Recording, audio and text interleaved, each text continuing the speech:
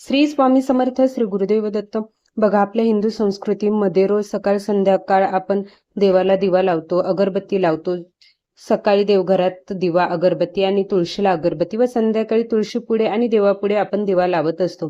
कारण की जर आपण फक्त पूजा केली देवाची, देवाला हळदी कुंकू वाहिलं, फुलं वाहिली, नैवेद्य वाहिला, नैवेद्य अर्पण केला, पण जर का आपण दिवाच लावला नाही ना, तर ती पूजा देवापर्यंत पोहोचत नाही. त्यामुळे आपल्याला देवापुढे सकाळ संध्याकाळ दिवा लावणं खूप महत्वाचं आहे. पण फक्त दिवा नाही लावायचा आहे, तर दिवा लावताना आपल्याला हा मंत्र आवर्जून बोलायचा आहे. तो मंत्र कोणता आहे, त्या मंत्राचा अर्थ काय आहे, किती वेळा बोलायचा आहे, कसा बोलायचा आहे, सर्व माहिती मी तुम्हाला या व्हिडिओमध्ये सांगणार आहे. त्यामुळे व्हिडिओ शेवटपर्यंत नक्की बघा. बघा, आपण जेव्हा देवापुढे दिवा लावत असतो ना, तेव्हा आपल्या मनामधील, आपल्या घरातील नकारात्मकता दूर होत असते आणि घरामध्ये एक पॉझिटिव्ह ऊर्जा येते, एक पॉझिटिव्हिटी निर्माण होते. आपलं मन देखील शांत राहतं, आपले विचार स्वच्छ होतात आणि घरातील वातावरण देखील छान होतं. म्हणून आपल्या घरामध्ये रोज दिवा लावायचा आहे आणि दिवा लावताना मंत्र बोलायचा आहे. आता दिवा कोणता लावायचा बघा, तुम्ही दिवा तेलाचा लावू शकता किंवा तुपाचा लावू शकता, तुमची मर्जी. पण जर का तुम्ही तेलाचा दिवा लावणार असाल ना, तर शक्यतो तिळाचं तेल दिवा लावण्यासाठी वापरायचं आहे.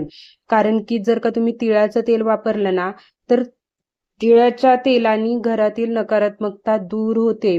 तिळाच्या तेलामध्ये खूप जास्त प्रमाणात पॉझिटिव्हिटी असते. त्याच्यामुळे जर का तुम्ही दिवा लावला ना तिळाचा, तर नक्कीच तुमच्या घरातील निगेटिव्हिटी खूप जास्त लवकर कमी होईल. आणि लक्षात ठेवा, दिवा जास्त वेळ पेटेल याची तुम्हाला काळजी घ्यायची आहे आणि त्यासोबतच काही छोटे छोटे नियम आहेत, ते तुम्हाला पाळायचे आहेत. दिवा लावताना तुमचं देवघर स्वच्छ असावं. मला माहिती तुम्ही पूजा करताय म्हणजे देवघर स्वच्छ करून तुम्ही पूजा करताय, देवाला तुम्ही स्नान घालताय, तुम्ही हळदी कुंकू लावताय, सर्व माहिती. पण असेही काही बायका आहेत की त्या देवपूजा म्हटलं की काय करणार, की देवांना स्वच्छ नाही करणार, धुणार नाही, डायरेक्ट हळदी कुंकू वाहणार आणि दिवा लावणार.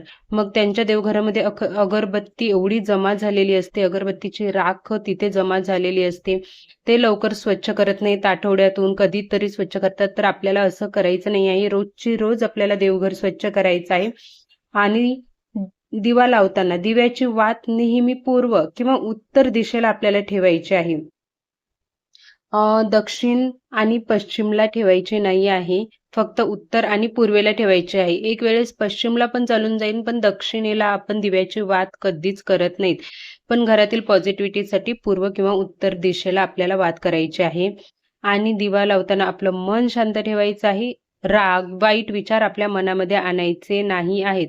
आणि भरपूर लोकांना याचा अनुभव आहे की दिवा लावल्यावर घरामध्ये ऑटोमॅटिक एक प्रसन्नता निर्माण होते, घरातील ताण कमी होतो. आणि काही वेळ जर का तुम्ही दिवा लावून देवघरासमोर बसले ना, तर तुमचं मन देखील स्थिर होतं.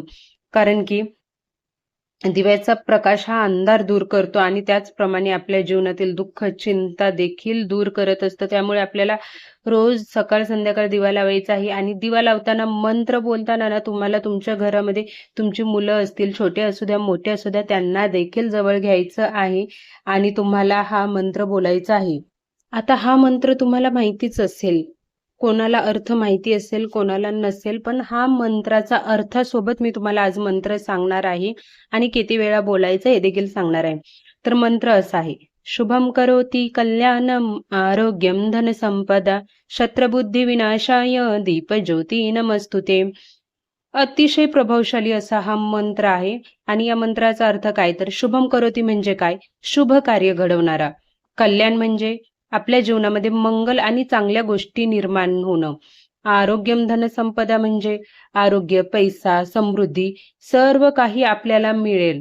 शत्रबुद्धी विनाशाय म्हणजे आपल्या मनामध्ये खूप वाईट विचार, कितीही आपण म्हटलं ना की वाईट विचार नाही आणायचं म्हटलं, तरी आपल्या मनामध्ये वाईट विचार येत असतात. मग तेच वाईट विचार दूर होण्यासाठी, आपल्या मनातील नकारात्मकता, आपल्या घरातील नकारात्मकता दूर होण्यासाठी शत्रबुद्धी विनाशाय. आणि दीपज्योती नमस्तुते म्हणजे दिव्याच्या प्रकाशाला माझा नमस्कार, दंडवत. अशा प्रकारे या मंत्राचा अर्थ आहे. आणि हा मंत्र जपताना श्रद्धा आणि विश्वास असणं खूप महत्वाचं आहे. हा मंत्र तुम्हाला 3 वेळा बोलायचा आहे आणि खरंच रोज सवय लावा. मला माहिती आहे तुम्ही बोलतही असाल, पण नसाल बोलत तर नक्की आजपासून तुम्ही ही चांगली सवय लावा. तुम्हाला तुमच्या मुलांना घरामध्ये नक्की पॉझिटिव्हिटी येईल आणि नकारात्मकता दूर होईल. श्री स्वामी समर्थ. श्री गुरुदेव दत्त.